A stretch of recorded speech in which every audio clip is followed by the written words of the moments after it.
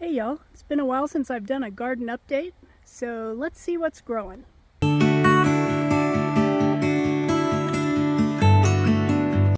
So this bed is going to get harvested today. This is the shallots, and some of these are just amazing. This is the variety Zabroon, and they've got the size of onions. So I'm looking forward to getting those pulled. I'll put them on a rack in the greenhouse to cure. And then we'll have shallots for quite a while. According to Robin at Robin Gardens, these store really well. So I'm hoping to have shallots to use into winter. I'm taking advantage of a sunny day, but not terribly hot, to get some green beans planted. I'm in the Pacific Northwest, Zone 8B, and our last frost date is toward the end of October. So I've still got over 80 days to get a crop in and harvest some green beans.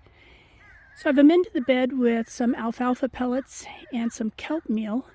I would normally add some compost, but I didn't have any, so I'm going with what I've got.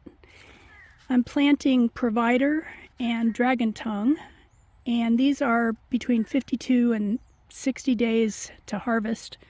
I think as the days get shorter, that time to harvest will increase a little bit, but still well within my 80 some odd day window.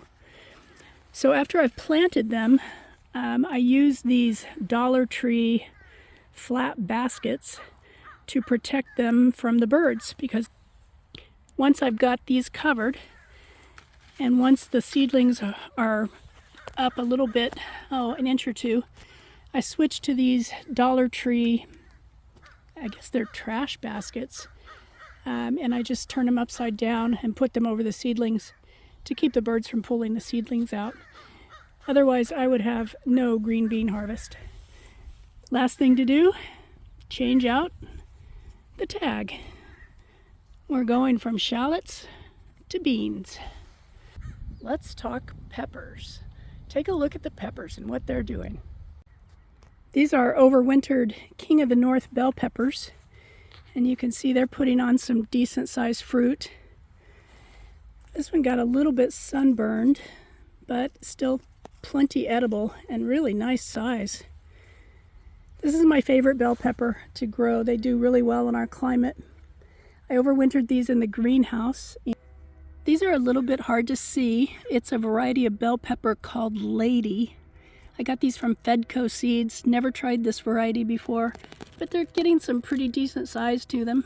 They will turn red when they're fully ripe, and they will make some great stuffed peppers for the freezer. I had been referring to these as overwintered paprika, and they are not that. Although at each end I do have one overwintered plant that's producing paprika. And this plant is about, 16, 18 inches high. But I compare that to the paprika that I started from seed and planted out too early, I thought. And it is just going to town. This variety is Numex R. Naki, which I've never grown before. Got it from Bohica Pepper Hut on Etsy. And this plant has just taken off. So I'm anxious for them to ripen so that I can add them to my smoked paprika powder. On the end, you'll see another much shorter plant, and that was also an overwintered paprika. So I think if I can overwinter these, I'll get a jump start on the pepper season next year. If you've followed my channel for very long, you know that last year's jalapeno harvest was pretty sad. I didn't get any. This year, I planted early jalapenos, and they have done really well, getting little baby jalapenos on the vines. I think this is more than I got all of last year. So definitely going with the early jalapeno variety again next year. I spy with my own little eye a delicata squash. Got a couple of them getting going down here. These are planted with tomatoes behind them, and the tomatoes are just starting to set fruit, but the squash are taking the lead. And so far, none of those dreaded squash bugs. The celery is looking really healthy and just about ready to harvest. I plant a lot more celery than I need because I dehydrate it and grind it and use it for celery salt. I started these from seed. The variety is Tango, and so far I'm really impressed with how healthy they are.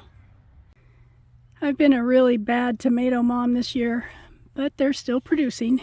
These are Amish paste, starting to set fruit. Got a few starting to ripen down there. I don't know how well you can see them in all the sun. I didn't trellis my tomatoes like I normally do, just didn't get out here to get it done. So it's kind of hard to see the fruit that's ripening. I won't make that mistake again. The sweet potatoes are vining very nicely. These were planted a little bit later than I usually plant my sweet potatoes, but I think we're still going to get a good harvest. I'll harvest them in probably mid-October when the outside temperature gets down to around 50 degrees. And then I'll cure them in the garage. This is Covington variety, which I've never grown before. We'll see how it does in the Pacific Northwest climate.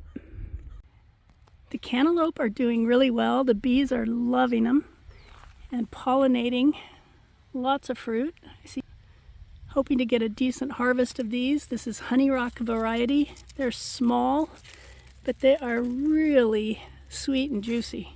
My favorite cantaloupe. Thanks for taking a stroll with me through the garden. I've got some work to do. It's not going to get too hot today. We're going to hit about 80 degrees Fahrenheit. Take care, y'all.